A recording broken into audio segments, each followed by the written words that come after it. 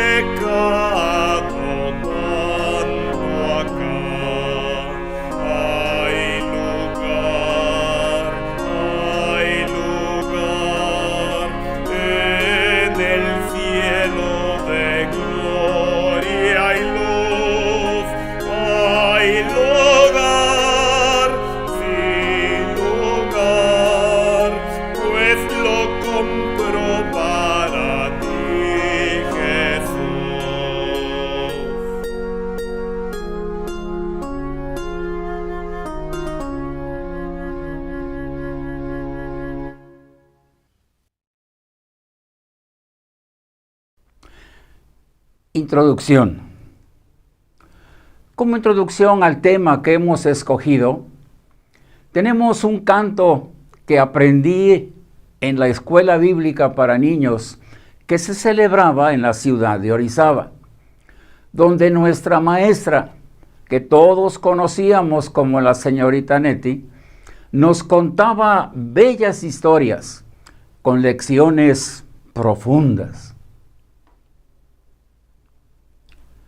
El canto se refiere a una niña enferma, y porque el poeta inicia estableciendo ya la noche se acercaba y se había puesto el sol, pensamos que la niña sentía que el sol de su vida se apagaba, y por eso tenía una plegaria en sus labios, para la que pedía una respuesta.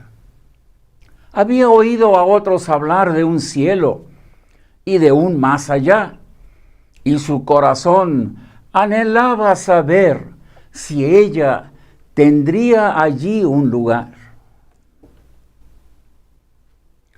Dichoso el niño y la niña que tienen una madre que no evade una pregunta como esta. Tal vez en vez de responderla, busca dar consuelo de otra manera. Le puede decir: ay, hija, no te preocupes, no te vas a morir, toma tu medicina y estarás bien. Yo puedo dar gracias a Dios que a los 8 años, cuando sentía muy cerca la muerte, tuve una madre que me consoló y no se retiró de mi cama hasta que acepté a Cristo como mi Salvador. Y después pude dormir tranquilo. Antes de hablar de la niña hebrea de nuestra historia bíblica, una esclava que Dios usó para cambiar la vida de un general del ejército de Siria, deseamos resaltar la labor de las madres detrás de 3 varones que Dios usó para hacer sus proezas. Pues sentimos que detrás de la niña de nuestra historia estaba la labor de una madre que no debemos desperdiciar. La madre hebrea recibía como de Dios la tarea de instruir a su hijo en la ley de Dios hasta que fuera destetado.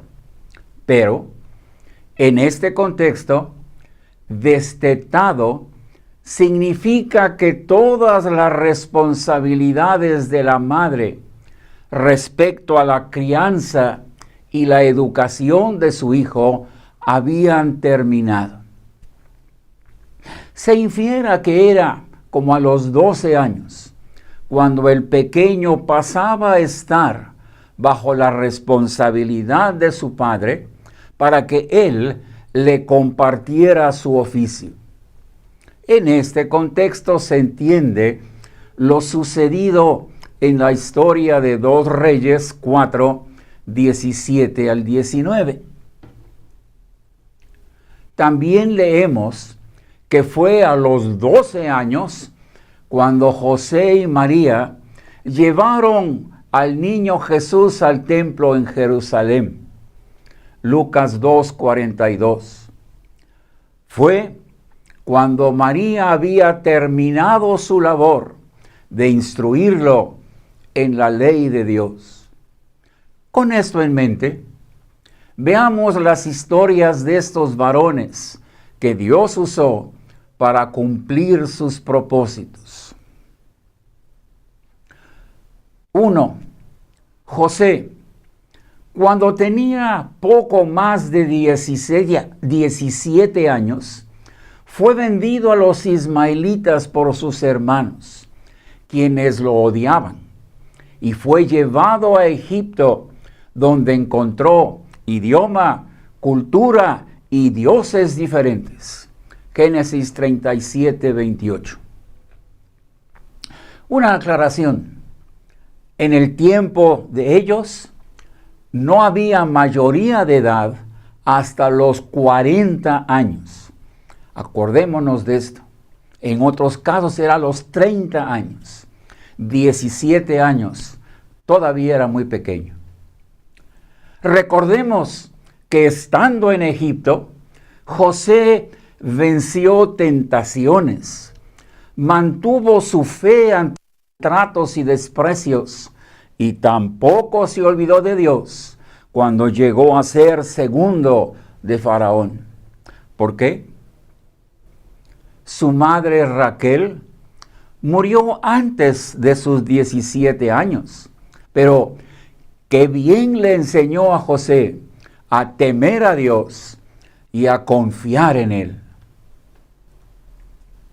Moisés fue instruido por su madre en su infancia, pero después fue enseñado en toda la sabiduría de los egipcios. Hechos 7:22.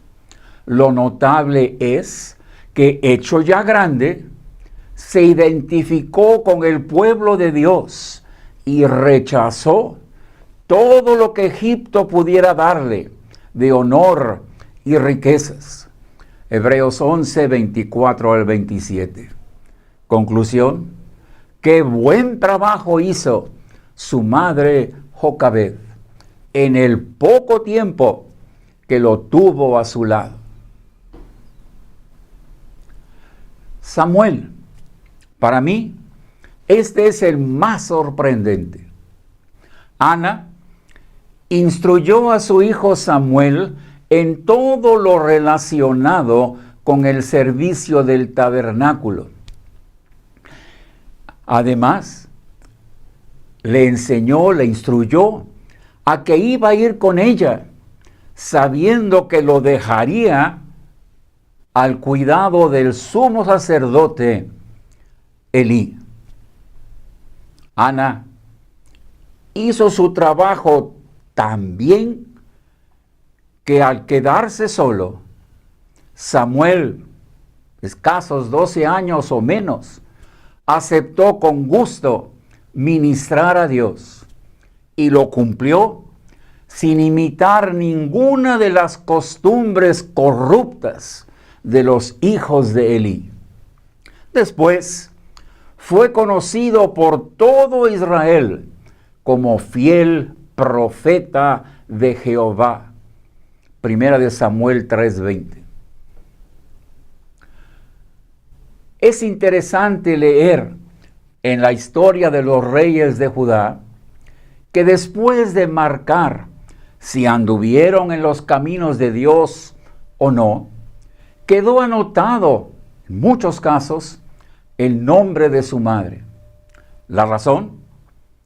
Desearía el Espíritu Santo, quien inspiró toda palabra que fue escrita, señalar la responsabilidad de cada madre de instruir a su hijo en el camino de Dios? No lo sabemos, pero este dato nos dice que no fue por casualidad que un niño, al llegar a su mayoría de edad, escogiera andar en los caminos de Dios o bien los rechazara. En las tres historias que escogimos, el joven tuvo que ser fiel a Dios en circunstancias adversas y muy difíciles. José, ¿por qué no llegó a pensar que Dios lo había abandonado? Moisés, ¿por qué eligió las promesas dadas por Dios a Abraham, Isaac y Jacob antes que las riquezas y las honra que pudiera gozar como hijo de la hija de Faraón? Samuel, ¿por qué leemos que fue fiel a Dios en medio de la maldad de los hijos de Elí y en una nación que había dejado a Dios totalmente fuera? ¿Por qué fue esto así? Por la excelente labor de su madre. Tres cosas hicieron. Fijó en su hijo el conocimiento de Dios para que hubiera el temor de Dios en él. Formó en su hijo convicciones que Satanás no pudiera erradicar de su corazón. Pero añadamos el caso de Loida y Eunice, la abuela y la madre que pasaron su fe a Timoteo para que siempre aceptara la voz de Dios como verdad y sin dudar nada de lo que Dios le dijo, obedeciera esas instrucciones en todos sus detalles. Ustedes, los que son padres y los que un día lo serán, no traten de preparar a sus hijos para un hoy que pronto pasará, ni para un mañana que solo Dios conoce cómo será. Piensen más allá de capacidades físicas y mentales, más allá de destrezas y habilidades, de conducta y de carácter, más allá de lograr bienestar material o posición social. Lo importante es el corazón. Trabajen para sembrar en él conocimiento de la Biblia que produzca en ellos el temor de Dios. Convicciones firmes de lo que Dios es y pide, que nadie ni nada los pueda cambiar. Fe en Dios que se traduzca en obediencia íntegra e inmediata a todo lo que Dios les pida hacer y hacer durante toda su vida.